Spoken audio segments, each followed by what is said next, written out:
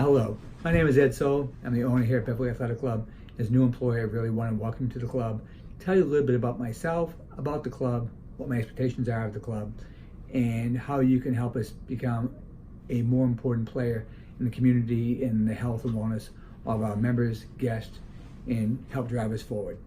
So I purchased the club back in 2001. So right now we're getting close to that 20-year mark, which is really a great accomplishment in a business.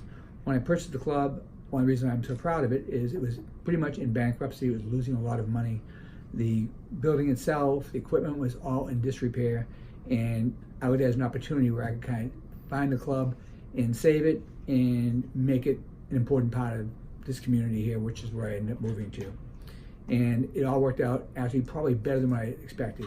When I bought the club, a lot of people that were here working here all stayed on. So all the management team I kept on in the very beginning, and people they didn't want, basically we took them off and we started a whole new fresh thing, and it started off with a lot of energy from all the people, because taking a club that's not profitable, that has 6 racquetball courts that you're going to be getting rid of, making all those changes and selling a vision was a difficult thing. But I had the right team here to do it, and over the next couple of years, the opportunity presented me the opportunity to buy the building down the road once it was profitable and be able to go to totally higher lengths in making the club better for everybody. I bought the club, as I said, about 20 years ago. Prior to that, it was open 20 years with different owners along the way. Originally, it was built by a New England Patriot, pretty much a star back in the day, Randy Vataha. He was a wide receiver and a punt returner, and he was an avid, actually I think he was world-class, best in the world racquetball player. So he decided to build racquetball courts up here in Massachusetts and Rhode Island. He built about 10 or 11 of them. And they started off pretty well. I was actually a member of one of the ones in Braintree. Racquetball was in a big boom, but I think he overbuilt in the very beginning, and 2 or 3 years later, basically, he was going out of business on that, much staying a racquetball player and a football player. Interestingly, he actually sold it to one of his employees, a controller, who took it over for about 5 more years, to an outside pool out there, tried to make that work, didn't work for him. Then a company called New England Health and Racket, which became Heltrax, who I bought it from, had it for about 12 years. And it had its ups and downs, and in the end, it really was on its worst down of all time. So some history about me. Basically, I went to college. I was a food and beverage manager. I was working at a place called the Great Escape in Weymouth, which is now a CVS. And managing that, and I had an opportunity to go in as a food and beverage manager and open a new restaurant at the Cambridge Racquetball Club. So I did about 3 years. I left for a short period of time. They asked me to come back as a general manager, which I did for about another 14, 15 years. And I had the opportunity to buy that business, and it was at a really great time, and it ended up being a really successful move. I still have their club now, and now basically I started at 28, so it's been 38 years I've been involved in that, and it's still a club I'm very proud of, that's gone through a lot of changes, as this one has, and it's been really amazing to have the 2 different businesses, one corporate setting, one more of a community feel. And they're both run differently, but I take pride in both of how they do run and what they do deliver to the people around them. So when I bought it, basically, I pulled up here in the parking lot, and it was the ugliest green building I'd ever seen, with a red awning hanging over the stairway there. It looked like basically a Chinese restaurant that should be closed up for food poisoning. The parking lot pretty much looked like Beirut after the war, and everything was wrong with it. I walked in, they were tearing up carpets, and they had some members, but in all honesty, if I was coming to walk in the club, I would have gotten no far further than the parking lot and not even seen what they're doing inside. So we kind of negotiated a little bit. I walked away. A few months later, they came back to me. I thought it had some good potential, but it would take a lot of work, a lot of money, and I decided down the road that I would go forward with that and make it work, and that's when I bought the club. When I bought the club, I told all the employees that basically my Cambridge club did really well, which it was at the time, that I could put money into it, get new equipment, make the place look a lot better, but long term, the whole club was going to be about the experience, the service they get from people.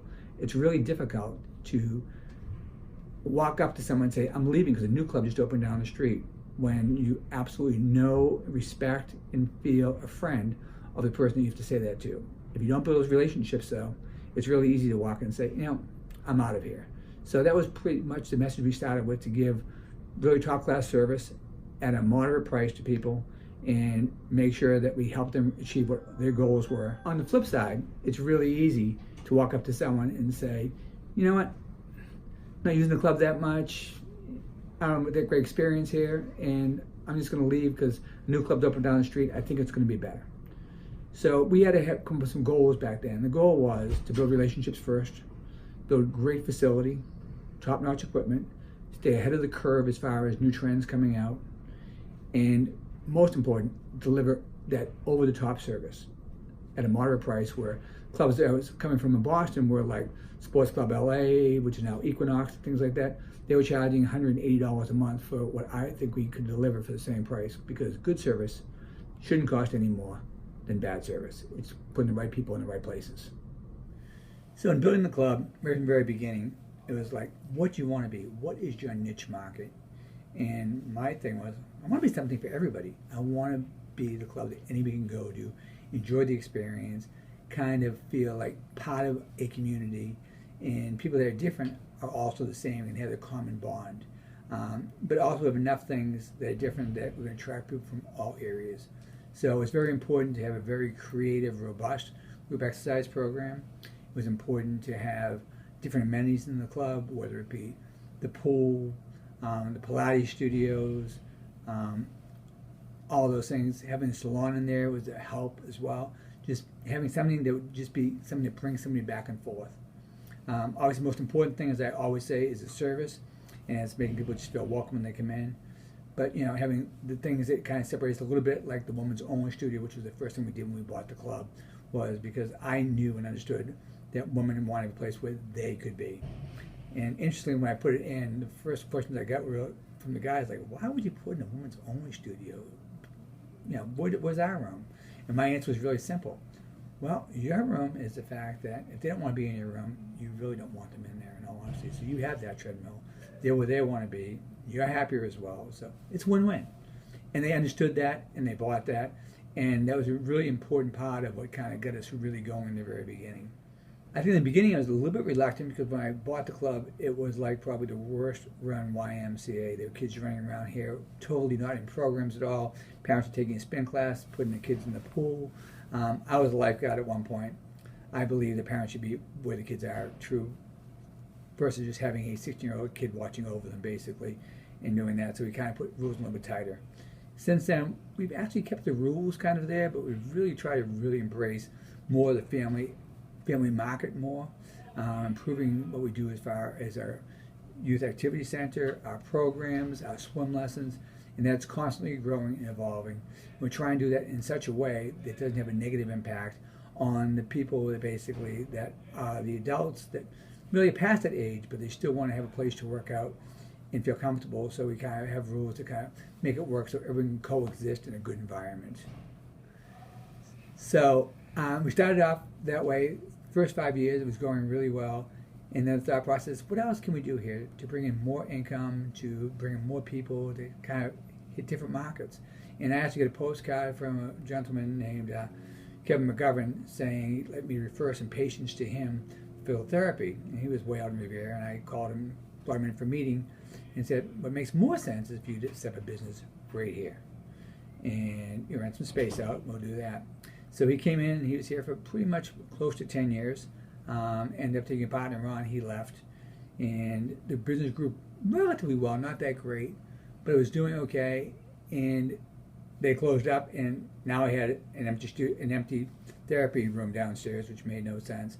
But fortunately, I was lucky enough to have a therapist that worked there who I was friends with, that would be a great business partner that could run the business. So I partnered up with Andy, and we started Soul Physical Therapy.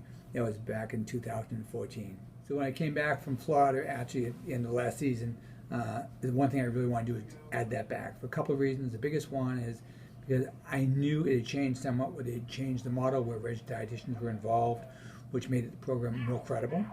Also made it more affordable for those people that really, truly needed that insurance to be able to pick up part of the cost for this program, in sometimes cases all of the cost. And I had a need to try to find a way to be able to help those people. And if it's at all profitable, it was a huge win-win for me, because that's what the club is really about. It's about trying to help people reach their goals and reach those people, other people. I always say we wanted to be something for everybody. We weren't somebody for the 80%. We were a club they could just join. They could join there, come in, join the club, they wouldn't be here a year from now, and I kind of knew that because they didn't fit in. But if you bring them in a group where they're sitting through a program and they're making friends, then they could become lifelong members, and we can make lifelong changes and improve their life for a long time. So one thing about the landscape here at Beverly Athletic Club, it's always changing. We're always trying to improve, trying new things. So it's really important for all employees to kind of know what we are doing and also stay in touch with all the emails and correspondence that go out there so you know what's coming up. If we're doing things and no one knows about it, and the employees don't know about it, they're going to fail. One thing I advise all new employees to do is spend some time going through our website. You see mistakes in our website? Please bring it to Andrew's attention, or my attention, so we get those fixed. But to know all the things we're doing, the programs we're bringing in, you need to stay aware of those things, because if a member is asking about something, or even if they're not even asking, but you can tell them things that were going on, it's going to make their membership experience much better, the program more successful, you more successful, and we all have to work to make sure that we educate and let everybody know what we're doing here at the club to be the best club in the area. One of the things I enjoy most about owning the club is obviously helping the people, but what makes me really proud is the fact that year after year they do some awards. We've won the Bonds Award for Best of North Shore several times, which is hard to do because we don't even advertise in the magazine, but we're still picked by the editors because they heard how good we were. We also, almost every year, win the regional choice for the Reader's Choice Award, which is one of the hardest awards to win. We don't only win it for Beverly, but there's a lot of competition here. We win it for the entire North Shore, and that's because we have such a great community-based club. We make people happy, we embrace relationships, we keep them improving year after year, and they follow through by actually taking the time to go out and vote for us as the best club. And I think we won like at least the last 6 or 7 years in a row, and we've won an award every year, at least Beverly, since I've owned the club. In addition to that, something else that we also do, which I do every day, is I read. We do a 360 we send out to our members, which you should know about because they send back what they love about our club, what they don't like about it. When they leave, we ask them how they're going to rate us, and then we ask the reason why.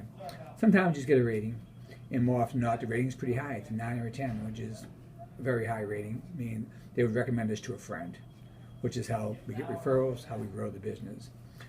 Other times, basically, they put the reasons why. And the other thing is they may give us a low number. Could be a 3 or a 4 or a 0. And they'll definitely give us a reason why then. And I look at those numbers really consistently, pretty much every morning before I get out of bed, just about. And it kind of shapes my day a little bit. The good thing is that the staff here, the club here, does a great job. Our Net Promoter Score currently right now is at a 66, 67. It's ranged between 50 and 70 over the last 5 years. Those numbers are considered really great. We've hit 70 once. And how Net Promoter Score is 9 to 10s are a point, and anything basically below a 7 is a negative point. So everything over 50 is really good. 0 is actually neutral. So we do remarkably well. Probably top of the class, near world class as far as how they look at Net Promoter Scores. So also, you work here, if you're coming in, you're going out, once in a while, every 3 months, you get that questionnaire yourself. You know, give us a 10, please. It's all about the staff, once again, as I said, about delivering that service. And when I see their comments, often they're those things. It could be the fact that the locker room's not as clean as it should be. It could be the fact that someone at the front desk wasn't friendly. Or it could be, what I see more often is that the person at the front desk made their day. That basically the membership rep was really helpful and took care of their issues. That the trainer basically has changed their lives a whole lot. Those are things I love seeing, and those are things that are probably more valuable than actually the money that is made here in the club. So be part of that team that gets those great reviews, that makes the club great, and I'll be very happy that you're here.